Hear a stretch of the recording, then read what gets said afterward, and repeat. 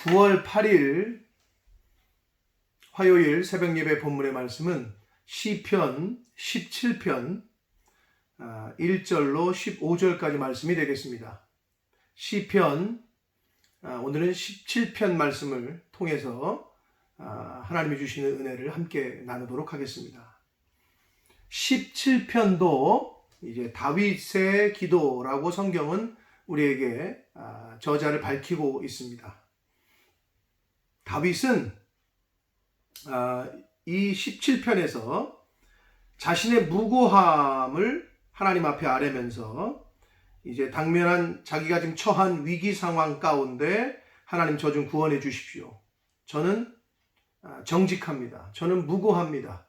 저 원수들이 지금 자기를 해치려고 하고 죽이려고 하는 이런 상황 가운데 자신은 하나님 앞에서 무고하다라는 것을 죄가 없음을 그렇게 하나님 앞에 이제 호소하면서 하나님의 구원의 손길을 하나님 앞에 기도하면서 구하고 있습니다. 그래서 15절까지 중에서 1절부터 5절까지는 자신의 무죄함을 하나님 앞에 호소합니다. 천명해요. 하나님 앞에서 자신이 죄가 없음을 당당하게 이야기를 합니다. 그리고 6절부터 12절까지에서는 원수들로부터 건져주시기를 호소해요. 그 대적들로부터 자신을 좀 건져달라고 호소를 합니다. 그리고 마지막 13절로 15절까지에서는 원수들을 물리쳐 주시고 구해 주시기를 재차 호소하면서 의인의 승리를 확신하는 내용으로 끝맺고 있습니다. 자신을 비롯한 하나님 앞에서 정직하고 의롭게 산 사람들의 그 승리를 확신하는 내용으로 이제 17편을 마무리합니다. 자, 1절부터 보도록 하겠습니다. 여호와여, 의의 호소를 들으소서. 나의 울부짖음에 주의해 주소서. 거짓되지 아니한 입술에서 나오는 나의 기도에 귀를 기울여 주소서. 이렇게 지금 호소합니다. 그러니까 결국 여호와여, 의의 호소를 들어달라. 자신이 하는 호소가 거짓이 아니라는 거예요. 여기서 의의 호소라고 번역을 했는데 개역 성경에서는 정직함의 호소를 들어주십시오. 이렇게 번역을 했어요. 그러니까 같은 의미입니다. 의로운 것은 하나님 앞에서의 정직함이 일단 첫 번째 요소입니다. 그래서 의의 호소를 들어달라는 것은 다윗은 지금 자신이 하나님 앞에서 정직함을 지금 나타내고 있어요. 그리고 자신의 울부짖음에 좀 귀를 기울여 주십시오. 주의해 주십시오. 거짓되지 아니한 입술에서 나오는 나의 기도에 귀를 기울여 주십시오. 정말 멋있는 것 같아요. 바라기는 저와 여러분도 하나님 앞에 기도할 때 하나님 앞에서 자신이 하나님 저는 거짓이 없습니다. 거짓되지 않은 입술로 지금 하나님 앞에 기도합니다. 라고 하나님 앞에 기도할 수 있는 저와 여러분이 되시기를 축복합니다. 다윗은 그렇게 하나님 앞에서 자신의 결백을 확신하면서 하나님 앞에 기도하고 있습니다. 2절에 주께서 나를 판단하시며 주의 눈으로 공평함을 살피소서. 그러니까 하나님 앞에서 너무 자신감이 있는 다윗의 모습입니다. 그러니까 그만큼 깨끗하다는 거죠. 그만큼 하나님 앞에서 자신이 잘못하지 않았음을 아주 강조를 합니다. 하나님 나를 보십시오. 주의 눈으로 나의 공평함을 좀 살펴주십시오. 공평하신 하나님의 눈으로 자신을 좀 살펴주십시오. 그리고 자신은 하나님 앞에서 떳떳하게 당당하게 자신의 행함을 하나님 앞에 이렇게 이야기하고 있습니다. 얼마나 자신감이 있는지를 엿볼 수 있는 대목입니다. 3절을 보시면 주께서 내 마음을 시험하시고 밤에 내게 오시어서 나를 감찰하셨으나 흠을 찾지 못하셨사오니 내가 결심하고 입으로 범죄하지 아니하리이다 라고 얘기합니다. 여기 또한 정말 하나님 앞에서 다윗은 자신의 무죄, 자신의 결백을 아주 당당하게 이야기합니다. 하나님이 자신의 마음을 시험해 보셨다는 거예요. 밤에 내게 오시었다라는 표현은, 이 밤은 다윗이 겪고 있는 힘든 시기, 아주 대적들에게 쫓기고 있고 아주 어려운 시기에 하나님께서 자신을 시험하셨으나, 그리고 감찰하셨으나, 여기서 감찰하셨다라는 말의 이 감찰이라고 번역한 히브리어 원어의 의미는 용광로 속에 이렇게 쇳덩어리 같은 거 집어넣어서 나쁜 불순물은 제거하고 재련하는 거 있잖아요. 용광로. 그런 걸 의미하거든요. 그만큼 하나님께서 시험해 보시고 이제 무게를 달아 보셨다는 거죠. 감찰하셨으나 흠을 찾지 못하셨대요. 자신에게서. 지금 다윗은 이 정도 되니까 하나님 앞에서 그렇게 쓰임을 받았던 것 같습니다. 자신의 그 결백, 자신의 무죄함을 아주 강하게 호소합니다. 그래서 하나님이 못 찾으셨기 때문에 내가 결심하고 입으로 범죄하지 아니하는다.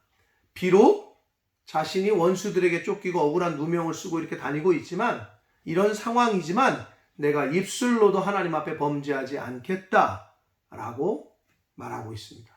이 부분이 중요합니다.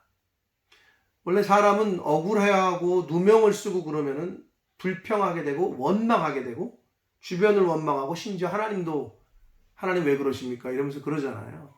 그게 우리 연약한 우리의 모습인데, 지금 다윗은 내가 입으로도 범죄하지 않겠다라고 말하고 있습니다. 4절을 봅니다. 사람의 행사로 논하면, 이거는 사람이 일반적으로 행하는 행위대로 이야기하자면 이런 뜻입니다. 나는 주의 입술의 말씀을 따라 스스로 삼가서, 하나님의 말씀을 따라서 삼갔다는, 즉 하나님의 말씀대로 자신을 하나님의 말씀에 순종하고 하나님의 말씀대로 지켰다는 거죠. 그래서 포악한 자의 길을 가지 아니했다. 악한 자들이 가는 길로는 자신은 가지 않았다는 거예요. 왜? 하나님의 말씀을 따라 살려고 하다 보니 그랬다는 거예요. 그리고 5절, 나의 걸음이, 즉 자신이 지금까지 살아온 인생이 주의 길을 굳게 지키고 실족하지 아니했다라고 말하고 있습니다. 참 다윗이 아주 하나님 앞에서 너무 당당해요. 바라기는 저와 여러분도 하나님 앞에서 이렇게 정직하고 당당하게 기도하고 호소할 수 있는 그러한 신앙생활을 하는 저와 여러분 되기를 원합니다. 자, 5절까지 이렇게 자신의 무죄를 천명한 다윗이 이제 6절부터 12절까지에서는 원수들로부터 자신을 좀 이제 건져주시기를 하나님 앞에 호소하고 기도합니다. 6절을 보시면, 하나님이여 내게 응답하시겠으므로 내가 불렀사오니 내게 귀를 기울여 내 말을 들으소서. 근데 여기서 아주 재미난 표현이 있어요. 하나님이여 내게 응답하시겠으므로, 즉 하나님이 자신에게 응답하실 줄 믿고 그렇게 하나님 앞에 기도하고 있다는 거예요. 예수님께서도 너희들이 믿고 구한 것은 받은 줄로 알라 그러시는데, 우리가 기도할 때 어떻게 해요? 기도를 하고 나서도 될까? 이건 안 된단 말이에요. 지금 다윗은 내게 응답하시겠으므로, 응답하심을 믿고 하나님 앞에 감사하며 기도하는 그 기도가 바로 믿음의 기도입니다. 지금 다윗은 믿음의 기도를 올려드리고 있어요. 그러면서 하나님께서 내 말에, 내 귀에, 내 말에 그 기도를, 내가 하나님 앞에 드리는 기도를 귀를 기울여 주실 줄 믿고 그렇게 기도하고 있음을 6절에서 말씀하고 있습니다. 자, 7절을 봅니다. 죽게 피하는 자들을, 그 일어나 치는 자들에게서, 즉 하나님의 말씀대로 살려고 하고 그리고 하나님을 잘 섬기는 자, 하나님을 피난처로 삼는 자, 즉 어떻게 보면 크리스찬들을 일어나서 치는 자들, 누구겠어요? 악한 사람들이죠. 악한 사람들. 그들에게서 오른손으로 구원하시는 주여, 주의 기이한 사랑을 나타내 주십시오. 오른손으로 구원하시는, 그냥 구원한다고 해도 되는데 오른손으로 구원한다는 의미는 아주 확실하게, 그리고 아주 완전하게, 하나님이 확실하게 구원을 시키신다는 거예요. 누구에게서? 그 악한 사람들에게서. 하나님을 믿고 하나님의 말씀대로 살려고 하나님께 피하는 자들을 일어나서 치는 자들, 그런 악한 자들에게서 하나님께서 오른손으로 구원해 주신다 표현했는데, 완전하고 아주 완벽하게 확실하게 구원을 시키신다. 그러면서 주여 그런 기이한 그런 사랑을, 기적적이고 아주 능력을 보이시는 그러한 사랑을 나타내 주십시오 라고 호소하고 있습니다. 8절을 봅니다. 나를 눈동자같이 지키시고 그랬어요. 주의 날개 그늘 아래 감추사. 이 8절은 신명기 32장 10절로 11절의 말씀을 인용한 것으로 보입니다. 신명기 32장 10절과 11절이 거의 내용이 같거든요.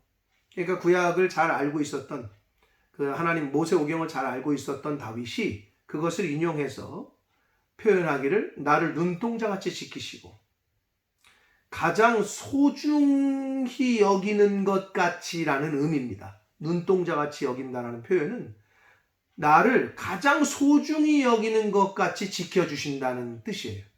하나님께서 그렇게 자신을 그렇게 가장 소중히 여기는 것처럼 지켜주시고, 그리고 주의 날개 그늘 아래 품어주시고 보호하신다는 거죠. 감추사. 하나님의 은혜 가운데 이제 보호하신다, 이런 의미입니다. 내 앞에서, 9절, 내 앞에서 나를 압제하는 악인들과 나의 목숨을 노리는 원수들에게서 벗어나게 해달라.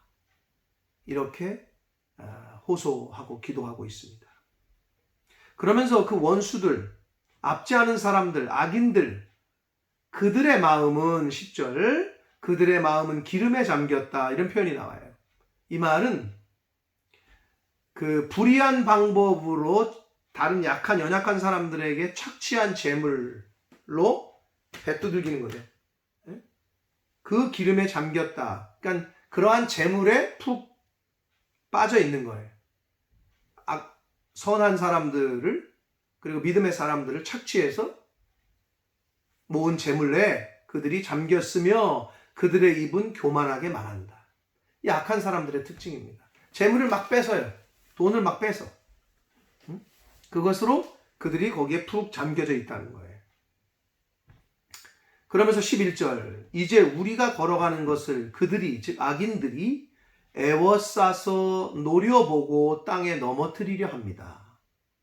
즉 우리가 걸어가는 것, 즉 자신을 포함한 의인들, 하나님의 말씀대로 살려고 하는 오늘날의 저와 여러분들, 하나님이 원하시는 길을 걸어가려고 하는데 그 악한 사람들이 주변에서 애워싸서 노려보고 땅에 넘어뜨리려 한다. 즉 실패하게 만들고 하나님이 원하시는 길을 가지 못하게 하고 파멸하게, 신앙생활을 제대로 하지 못하게 마귀 짓을 하려고 하는 그 악한 사람들이 있다는 거예요.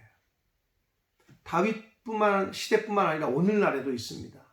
하나님의 말씀대로 살려고 하면 할수록, 내가 신앙생활을 좀 더 열심히 하려고 하면 할수록 사단 마귀는 우리를 가만히 내버려 두지 않습니다. 평상시에는 가만히 있던 사람들도 신앙생활을 뭔가 열심히 하고 제대로 해보려고 하는 순간에 이상한 사람들이 자신을 방해하고 괴롭히는 걸 보게 돼요. 사단이 움직입니다. 그런데 반대로 하나님의 길을 가려고 하지도 않고 말씀대로 순종하려고도 하지 않는 삶을 사시잖아요. 그럼 어려움도 없습니다. 이 세상 살면서 억압도 받지 않습니다. 그건 저와 여러분이 이제 선택하셔야 되는 거예요.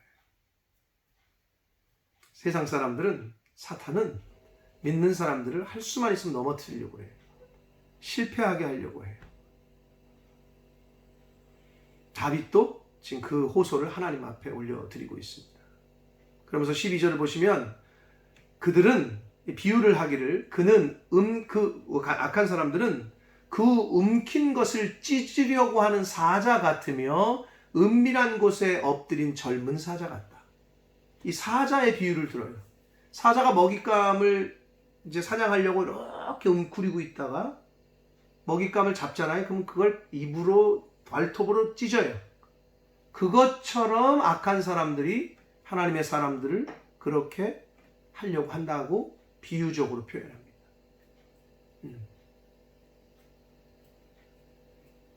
예수님께서도 제자를 보내시면서 양을 늑대 이리 가운데 보내는 것 같다라고 그런 표현을 하셨어요. 말씀대로 살려고 하면 여기서 나오는 사자로 비유되는 악한 사람들이 그 말씀대로 살려고 하는 사람들을 넘어뜨리고 멸망시키려고 아주 애를 쓰고 힘을 씁니다. 어찌 보면 당연해요. 예수님께서도 네가 내 제자가 되려면 박해를 받아야 될 거다. 고난을 받아야 될 거다. 라고 말씀하셨습니다.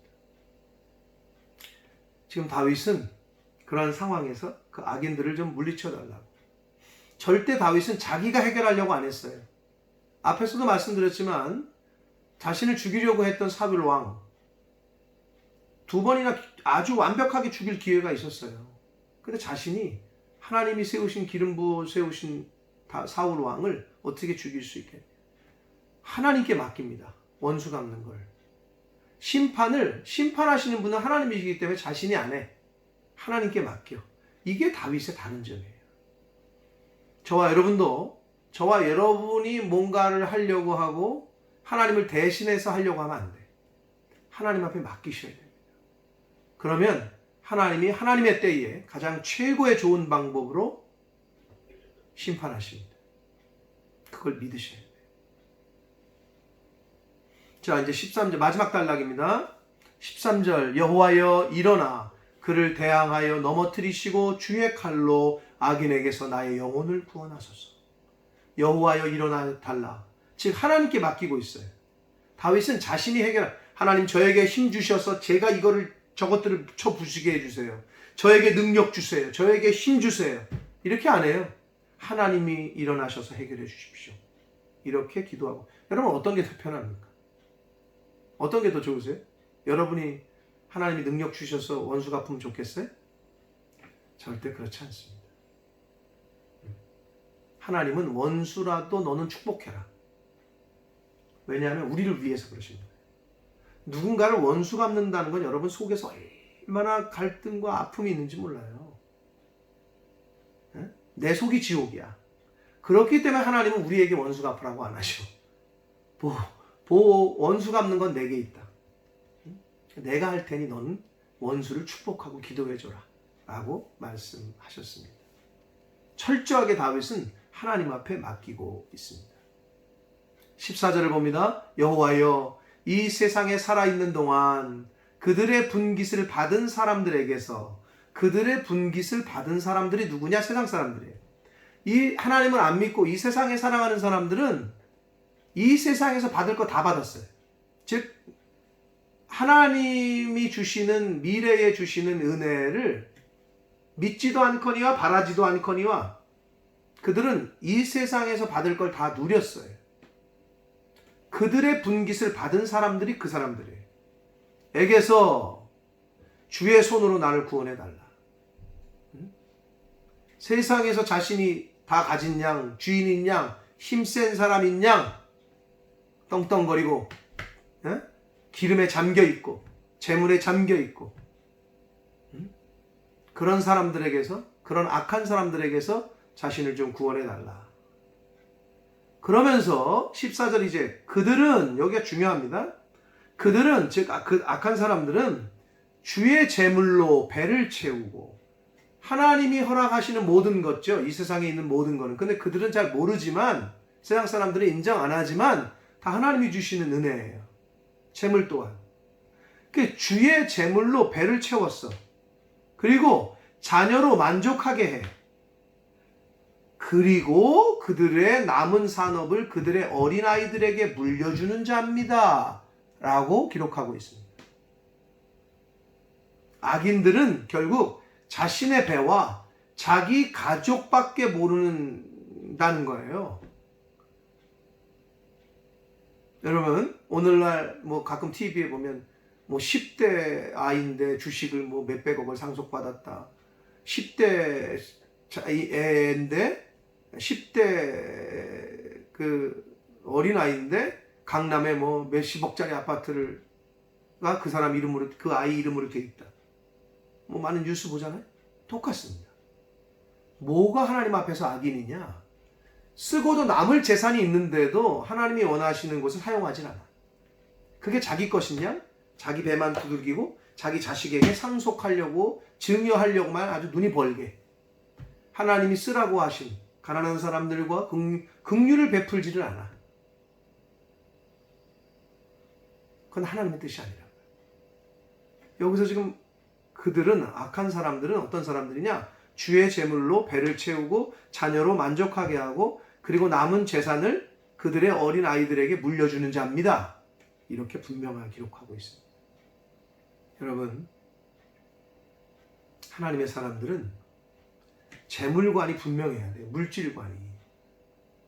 그리고 한경직 목사님, 아주 청빈의 삶을 사셨고 은퇴하시고 하나님 앞에 가시는 그 순간에 모든 것 다 환원하고 다 나눠주고 자식들에게 일절 유산을 상속시키지 않았다고 하셨습니다. 이미 충분히 받았다라고, 자식들에게는 그렇게 유언을 남기시는 그런 내용이 인터뷰에서 나오는 걸 봤습니다. 저와 여러분이 이 세상 살면서 하나님이 주시는 재물, 건강이 있어요. 모든 게 하나님이 주시는 은혜죠. 근데 우리가 착각을 해. 내 것이냐? 여러분, 절대 그렇지 않습니다. 물론 자녀들을 뭐 교육시키지 말고 그러라는 거 아니에요. 그렇게 하고도 남는 것들이 있는데 그거를 베풀 생각을 안 해. 하나님이 기뻐하시는 곳에 사용하질 않아. 그게 가장 어리석은 자입니다. 여러분, 그 재물 자식에게 주면 자식이 뭐 잘 될 것 같아요? 여러분, 절대 그렇지 않습니다. 하나님이 보호하시고 지키시고 인도하시는 것이 가장 잘 되는 길입니다. 여러분, 그걸 믿으셔야 됩니다. 물질에 하나님을 선택하셔야지 물질을 선택하시면 큰일 납니다. 하나님과 재물을 겸하여 섬길 수 없다고 했습니다. 여러분, 여기서 이렇게 말씀하시는 걸 보고 악한 사람들의 정의를 분명하게 내리고 있어요. 그래서 우리가 믿는 사람으로서 재산을 상속하는 문제도 여러분 사실은 뭐 믿음대로 하는 거지만 우리가 좀 잘 하나님께 구하고 기도해야 될 아주 중요한 부분입니다. 자, 마지막 15절입니다. 나는 의로운 중에 주의 얼굴을 배우리니 깰 때에 주의 형상으로 만족하리이다 라고 다윗이 고백합니다. 다윗이 뭘로 만족하냐고 표현하고 있냐면 깰 때에 주의 형상으로 만족하리이다. 여기서 깬다는 거는 일반적으로 첫 번째 의미는 아침에 깰 때마다, 아침마다 깰 때 주의 얼굴을 뵙는다는 거예요. 오늘날로 말하면 새벽 기도한다는 거지. 아침에 깨고 나서 하나님의 얼굴을 구한다는 거예요. 근데 그것으로 만족하다는 거예요. 새날 주시고 생명 주시고 하나님 앞에 예배하는 그것으로 만족하다는 거예요. 근데 또 다른 의미는 이 깰 때는 부활할 때에, 이제 죽었다가 부활할 때에, 하나님께서 이제 예수 그리스도 재림하셔서 심판하시고 이제 하나님의 나라가 임할 그때에 하나님 앞에 서는 것으로, 즉 하나님의 얼굴을 뵙는 것으로 만족하겠다라고 고백하고 있습니다. 사랑하는 성도 여러분, 즉 다윗은 마지막 때에 천국에 하나님과 함께 있는 것, 그것으로 만족한다라고 말씀하고 있습니다. 여러분, 우리가 천국 갈 때 우리 재물 못 가져갑니다. 여러분, 등기 못 가져가요. 믿는 사람으로서 오늘 말씀을 잘 새기셔야 됩니다. 잘 곱씹으시고 되새김질 하셔서 하나님이 기뻐하시고 원하시는 곳에 베풀고 나눠주는 삶을 사시면 여러분의 자녀 그리고 그 자손들, 자자손손이 복을 받게 될 줄 믿습니다. 그게 성경의 약속입니다.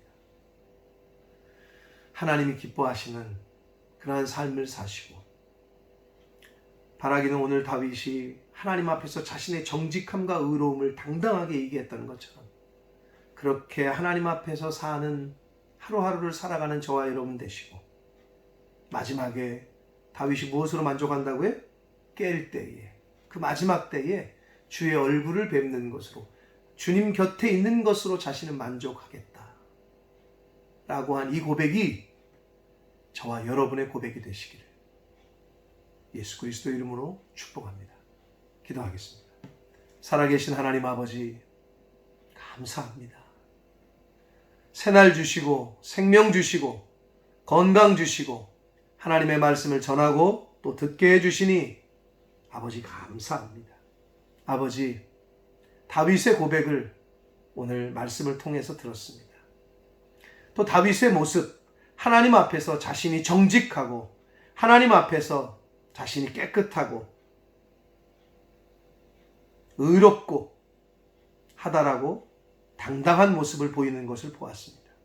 아버지, 저희들도 하루하루 살아갈 때 하나님 앞에서 정직한 의로운 삶을 사는 제가 되게 해주시고 하나님의 자녀된 저희 모두가 되게 해 주옵소서. 아버지, 다윗은 마지막에 주의 형상으로 깰 때에 주의 형상으로 자신은 만족하겠다라고 고백했습니다. 아버지, 매일매일을 하나님 한 분으로 만족하는 삶을 사는 저희들 되게 해주시고 마지막 때에 하나님 보좌 우편에 하나님과 함께 하늘나라에 거하는 것으로 소망하고 만족하는 그러한 삶을 살아가는 저희들이 되게 하여 주옵소서. 아버지, 이 세상 살면서는 하나님이 주시고 베푸시는 그 모든 것들을 통해서 특별히 물질을 하나님이 기뻐하시고 원하시는 곳에 잘 나눠주고 베풀고 사용하는 그러한 은혜가, 그러한 믿음이 하나님의 자녀들에게 있게 하여 주옵소서. 예수 그리스도 이름으로 축복하며 기도 올리옵나이다. 아멘.